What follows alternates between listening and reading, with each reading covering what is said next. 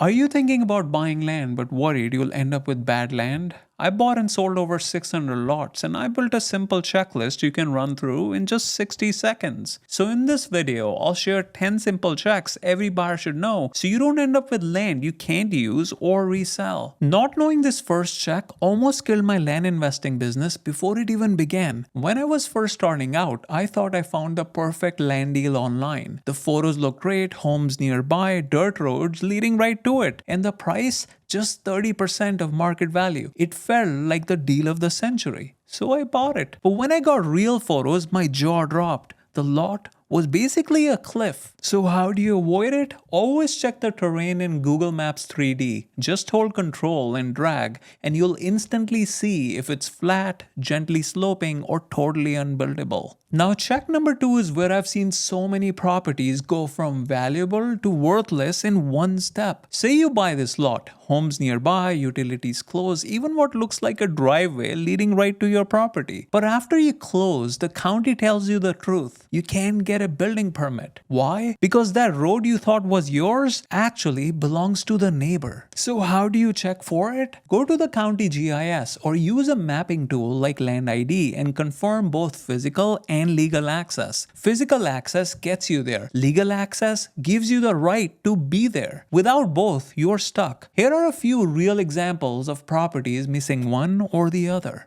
Now check number 3 has killed more land deals than almost anything else I've seen. Say you're buying this 30-acre property right off the highway, plenty of trees and wide open fields all around. On paper, it feels like a winner. But then you close and suddenly your plans fall apart. You can't get permits. Now you're stuck with land you can't build on. Why? Because almost the entire property is covered in wetlands. So how do you check for it? Just head over to this website. It's free. Type in the property's address or GPS coordinates. Then make sure the wetlands layer is turned on. If you see green shading over your lot, that means wetlands. Now check number 4 is something I learned to watch for after seeing too many investors get burned. Say you find a property like this, road frontage, trees, even a creek running through the back. On the surface, it looks like the perfect lot, but then you go to pull permits and you get denied. So what's really going on here? When you overlay the FEMA flood map, you see entire property is trapped inside a floodway. So how do you check for it? Just go to this FEMA's website. It's free. Type in the property's address or GPS coordinates and pull up the map. If your lot falls inside those striped areas, the regulatory floodway, you're looking at major restrictions. In most cases, you won't be able to build at all. Now check number 5 is one I've seen turn dream lots into legal headaches. You look at the satellite view and everything looks fine. Nice trees, houses nearby, so you buy it. But then the survey comes back and your stomach drops. The neighbor's driveway, shed, even part of their yard is actually sitting inside your property line. Suddenly, you're stuck in a boundary dispute you never signed up for. And here's the painful part. You could have caught it yourself before even paying for a survey. How?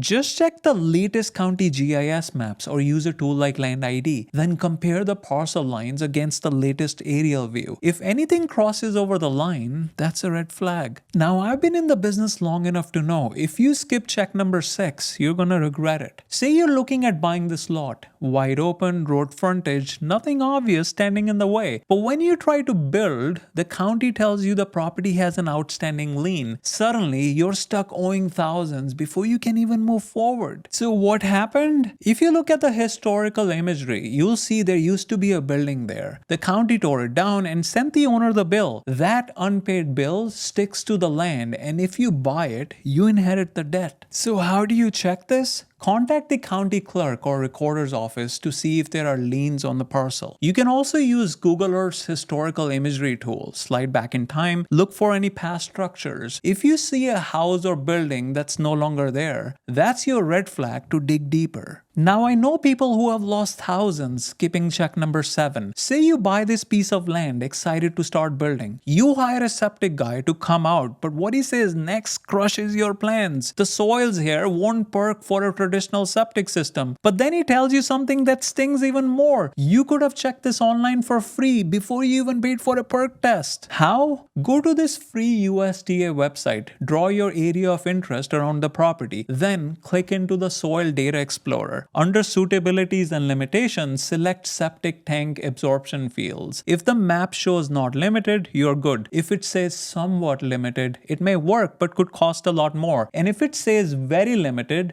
that's a major red flag. Now, the web soil survey isn't a replacement for a perk test, but it gives you an idea before you spend thousands. Now, check number 8 is one that burned me personally and it cost me a lot of money. Say you're looking at this lot, road frontage, trees, even close to town. Looks great, right? But after you buy, the county tells you most of your land can't be used. And that's when you see it. Transmission lines cutting straight through the property. So how do you check? Pull up the property in a county GIS map or a mapping tool like land.id. Turn on the utility layers and look for those green or blue dashed lines. Those are utility easements. And don't stop there. You can also drop into Google Street View if it's available to see if there are any overhead power lines that run along or across the lot. Now I can tell you from experience, if you skip check number 9, it will come back to bite you. Say you're looking at this lot, wooded, river nearby, plenty of space to build. On the surface, it feels like the perfect investment, but after closing, you learn you can't build, can't subdivide, can't even clear the trees. So what's going on here? This land sits inside a conservation easement, permanent rules that stop you from building so the land stays protected. So how do you check?